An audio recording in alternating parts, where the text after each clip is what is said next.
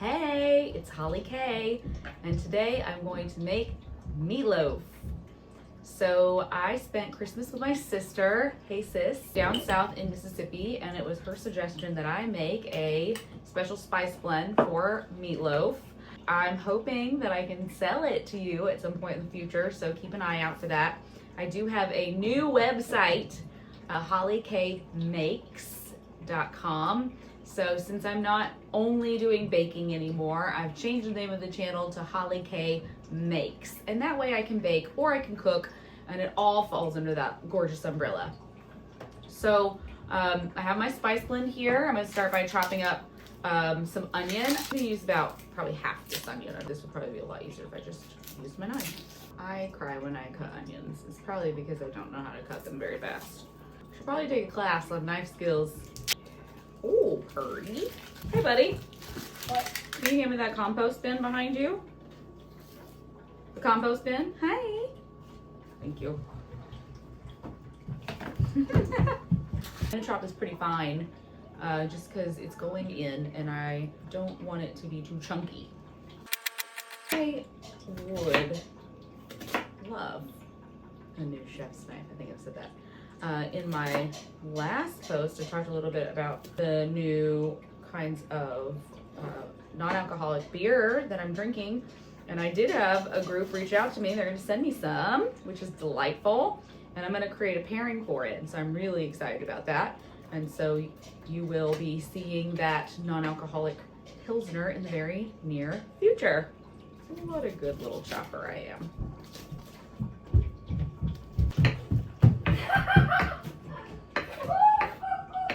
As you know, my goal is to get better at this. When I left college, I did not know how to cook anything except spaghetti.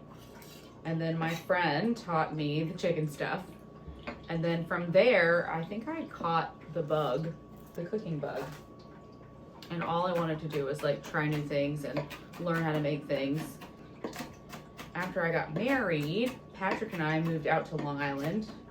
God bless you, Long Island. I started cooking for us, simple things, trying to be more healthy, honestly, and to save money because we were young and we had some debt that, you know, student loans, credit cards, all that fun stuff. I started trying to figure out how many different techniques I could learn.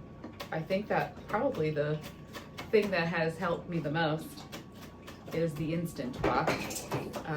I am gonna put, I don't know if they still make it, but I have an Instant Pot that is Williams Sonoma. Back when they did a special edition, I have an 8-quart Instant Pot. So this is how it worked.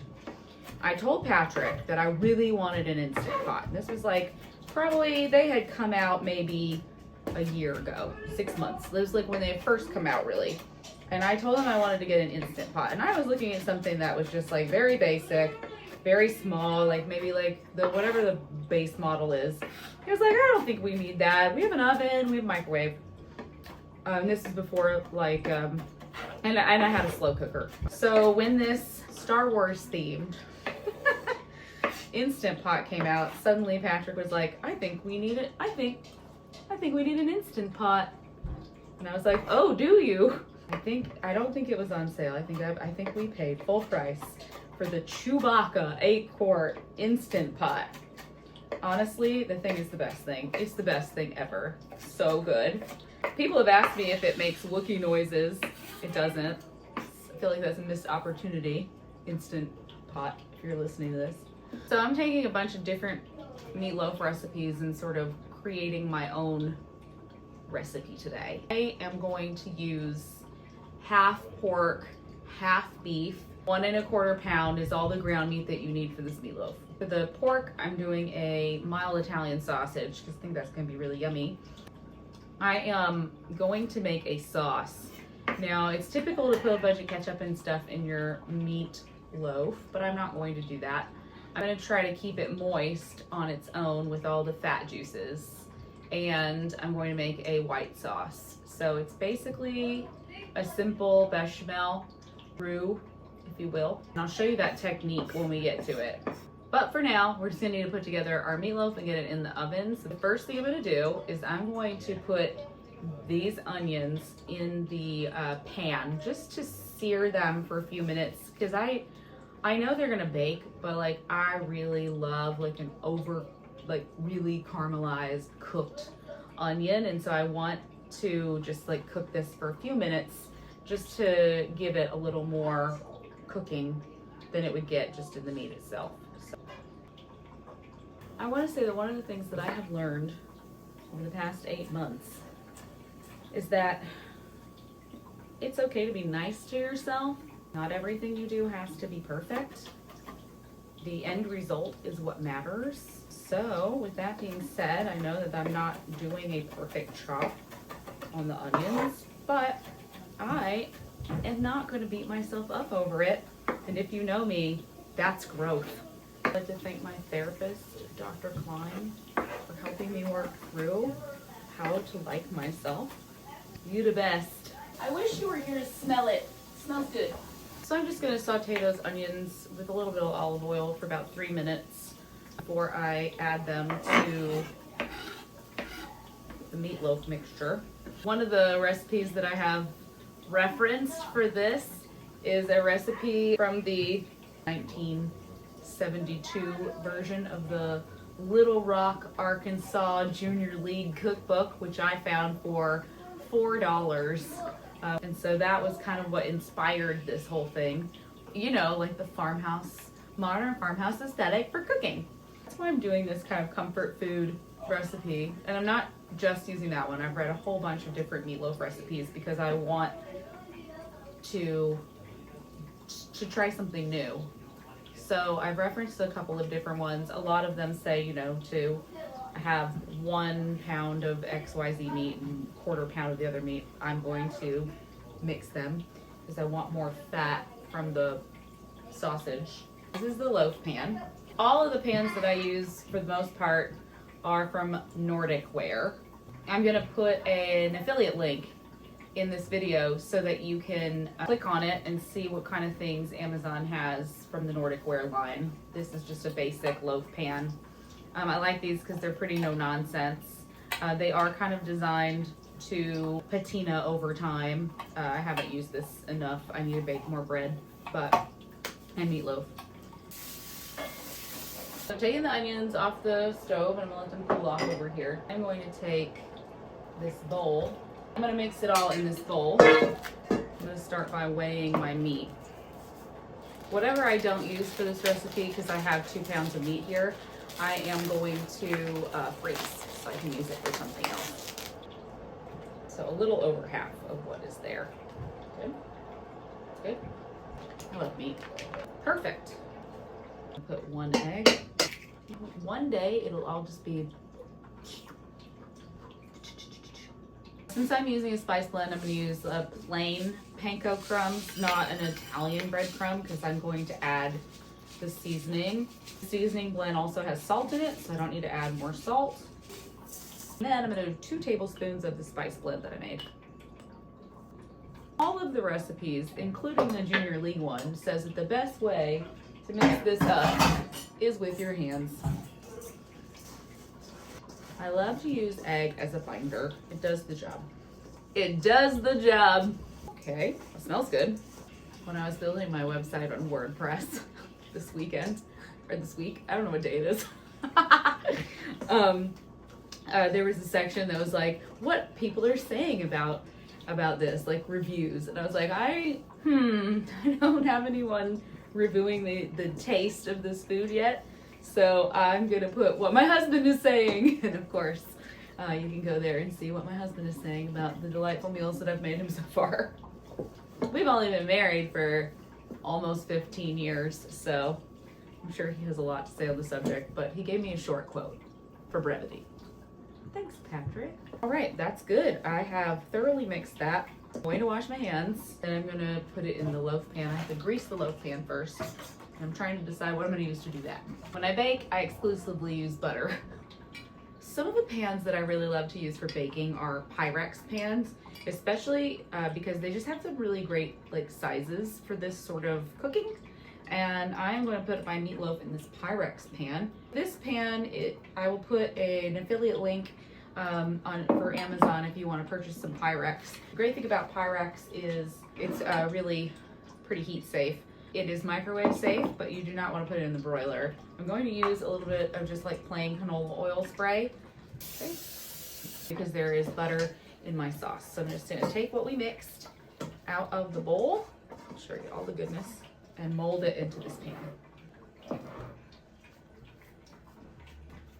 I really concentrated the spray in the corners and on the bottom, because as this bakes, the sides are going to kind of shrink in a little bit. Next time I make this, I probably will add some kind of leafy vegetable. Maybe saute some spinach and add it in there. I did not think of that for this one, so it's going to be a more traditional comfort food-esque meatloaf. So I've got it all in the pan here. I'm trying to make sure it's like good, really stuffed in there, because the bottom of your pan is the top of the meatloaf. So I have preheated my oven for 350. This is going to go in for about an hour. The sauce, I'm going to bring it over to the stove so we can make a roux. Okay, to make a roux, the bechamel sauce that we are going to make tonight, you need 2 tablespoons of butter, which I'm going to toss in there and melt. I have this over about medium heat right now. That's going to melt real nicely. I'm using salted butter here. You can use unsalted butter. You'll just have to add a little more salt to finish it at the end. And then I'm taking 2 tablespoons of flour. I'm going to put that in there too. And I'm going to start whisking that. I use cast iron in my cooking, which you can tell. This is an enameled cast iron pan from Lodge. It was one of my favorite things to give as a wedding gift when I was at my last job, because I helped the HR team give wedding gifts and baby gifts and such. And so this was like one of my favorite things. It is kind of like a Le Creuset pot, like it's same in the way that you would use it, but it's like a third of the price. I'll put an affiliate link on this post so that you can find it on Amazon and get it for, it's about $90 for this size. This is the 6-quart size. So highly recommend. You can basically cook everything in this pot. And it's non-stick and it's super, super easy. Mine just like lives permanently on my on top of my stove. That's like where it goes. Okay, I think I've gotten this now to basically all you're doing here, you're just cooking the flour so it doesn't taste raw anymore. Okay, so that's good. Now that I've done that, I'm gonna add some salt. Add some salt. Add some pepper. Don't want this to turn too brown, so I am done. I'm going to start adding some milk, and then the key is just to keep adding milk and stirring until the sauce thickens. This is a cup of milk. I'm using Fairlife. I would use whole, but this is what I had. It's 2%. It'll do. Fairlife makes a milk that is lactose free. It's ultra filtered. Because of that, it has a higher protein content than like regular cow's milk. It tastes really good, and it's a kind of an easy purchase. It's not as expensive as like a half gallon of organic cow's milk, but it is just like a touch better than just like the big half gallon or gallon you'd get just like from the grocery store. Let me give you a little look into the pot here. Kind of the consistency you want. I'm gonna add the rest of the milk and keep stirring, and that'll give me a little bit of a saucy mixture. Yeah. And then I'm gonna keep simmering this. This is such a basic sauce. You can really just add things to this for so many different things. You add some cheese, you could have a cheese sauce. There are lots of ways to use bechamel. Probably your favorite white macaroni and cheese from your favorite like comfort food restaurant is like a bechamel based sauce. So really creamy. I'm just gonna keep stirring this. Now that you've got the milk in and the flour is cooked, it shouldn't turn much browner unless you're really burning it, but you do want to get it to simmer or just gently get to a little boil. You're gonna want to keep stirring it too. You can also add like mushrooms to a sauce like this, or there's a whole host of ways that you can use bechamel. All this whisking is reminding me of risotto, but I now make my risotto in my Instant Pot. You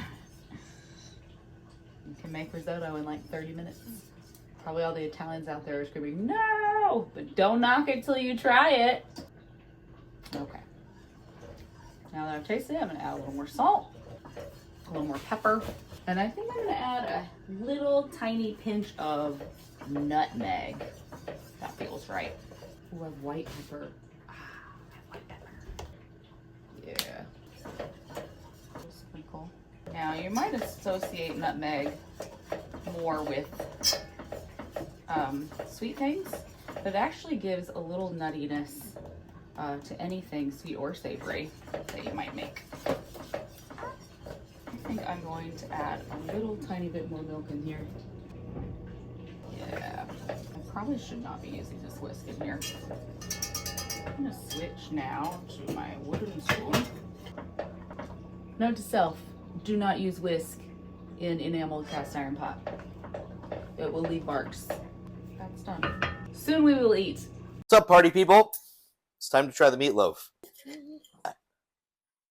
The white gravy.